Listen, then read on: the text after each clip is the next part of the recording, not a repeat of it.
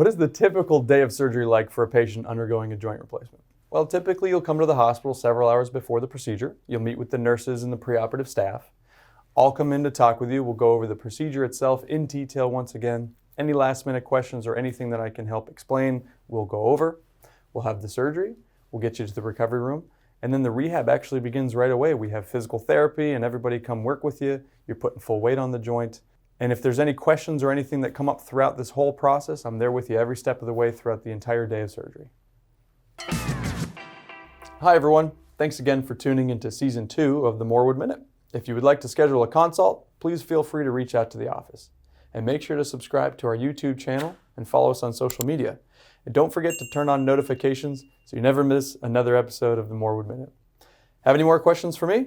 Please feel free to leave a comment below to have your question answered in a future season of the Morwood Minute. Thanks again.